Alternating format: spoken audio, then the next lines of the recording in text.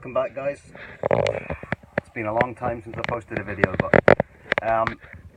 today we're doing a slightly different video. Basically it's November, pretty cold, actually not that cold, cold enough like. Finished work, it's about 8:30 at night and I'm just away to start work on the van. Unfortunately mechanically there's something wrong with the van. I've known about it for a while, never got around to it. Didn't really know what the problem was because I've been looking on YouTube, looking on Google, everything. Nobody can tell me, or I can't find what the problem is. And basically, what is that? It's a fly, don't worry. Basically what the problem is, the turbo is shut off. The turbo, the EGR, and some other bits and pieces, and it's running like a bag of shit basically. Excuse language. So I've whittled it down to it's the turbo pressure transducer, which is, I'll show you where it is in a minute. It's going to be a pig to get to, but I'm going to dig in from the top first and then go in from underneath. I'll do a little bit of videoing. What I'll do is I'll take you out just now and show you, and I'll show you the part as well. Everything's good with the van other than that. I'll show you what's been going on with the van. It's full of rubbish again because I'm working. But yeah, we had a nice weekend away, September there. Where did we go again? It's called Sango Sands Paradise, and it's right up the north of Scotland. It's like crazy far away from where I live, but it was a great weekend. It did rain a bit. I've got a new awning which I've never shown you. You'll see in my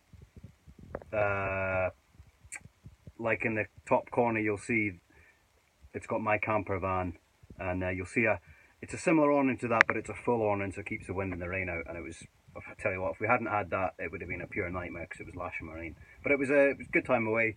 We took my little girl away, so that was good fun. It's her first time kind of camping out, so she loved it. She's just interested as soon as she's outside anyway, so that's a good start.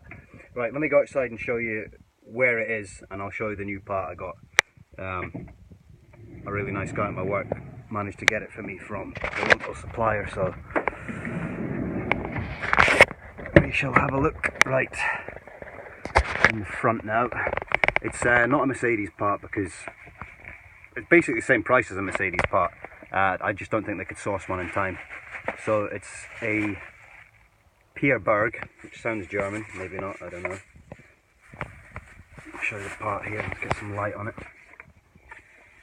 So that's it there. Basically what it does is, off of this pipe, I believe, correct me if I'm wrong, because I know nothing about this, it's the first time I've ever done anything like this. Off of this pipe, that comes from the main vacuum from the engine. So that hose basically runs to a vacuum reservoir, and then the reservoir distributes the vacuum round to the turbo and the EGR and other bits and bobs. But I think this is the part that's done in the Merc. So basically it goes into here, and I don't know what it does, either pumps it in and out at different pressures or whatever. It's a transducer of some kind. Heavy part, like, so there's something in there. Obviously 2-pin plug for plugging it in, and then 3 ports. That one says ATM, the black one, and then the 2 white ones. The bottom one says, I don't know if you can see that, one of them says out and one of them says vac. So I'll show you where it's located in the engine bay, because it's an absolute nightmare to get to. Let's have a look. It's really dark as well, it's a bit of a bummer. I've got a light on though, so we should see something. I don't know if you're going to be able to see it. So that's the washer bottle. If I can get it from here. So if I go right down into there, I'm praying I should be able to see it somewhere back in there. Is that it there? I can't really see. I think that's it there. I'm not sure. Behind whatever that box is. So basically all those hoses go up to here, which is the vacuum reservoir, and those hoses run right round. Just take the light with me. Those hoses run right round the front if you can see the little Bosch sign there, that is another transducer. Sorry, that's a sensor on top of another transducer, which you'll just about see, and then that runs all the way into the turbo. Now because there's two actuators on the turbo, this is a 2.1 engine, so there's one here, that's the bottom actuator, then there's the top, the big actuator, this one here, and there's a pipe at the back here. That should be opening this arm up. I know the arm's free because I can move it by hand, but there is no vacuum to this pipe, and that goes directly to that transducer, so it has to be that transducer. This is another vacuum pipe. This comes off the main vacuum pump on the engine, and that goes into your brake chamber. When you pull that out of there, there's a load of pressure. I mean, the pump's working and it's sucking, but just nothing's happening. So a little bit spooky with that light on. So that's tonight's job.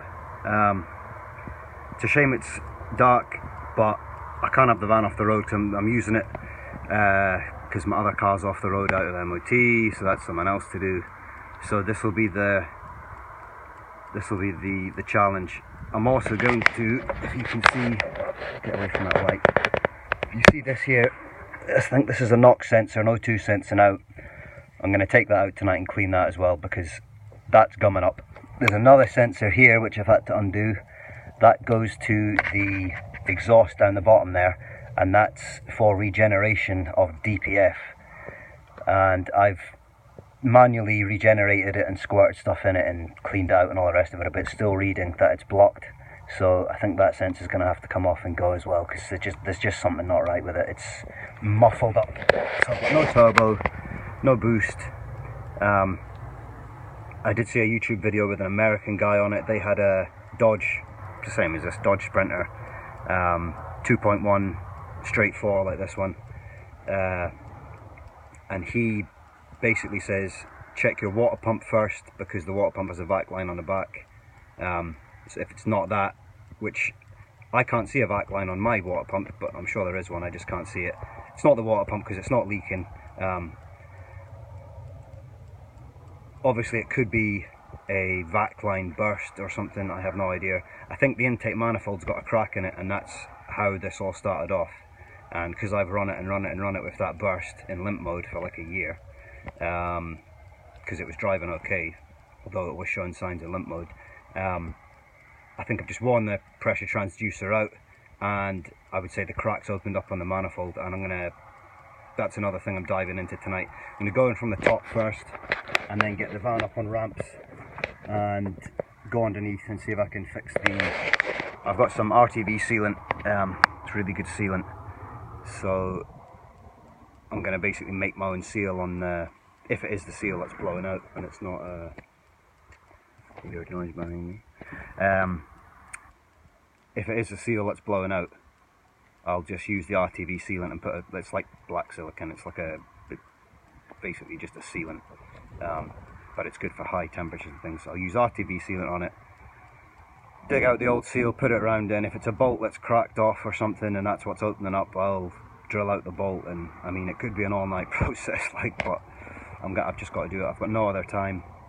Now the wee one's here, I just don't have the spare time. So she's in bed, just put it to bed about an hour ago. So that's tonight's challenge, and I'll let you know how it goes. Now I'm going to post it as a mechanical video, because I'm sure there's other guys there with sprinters who are looking for the same video as I am.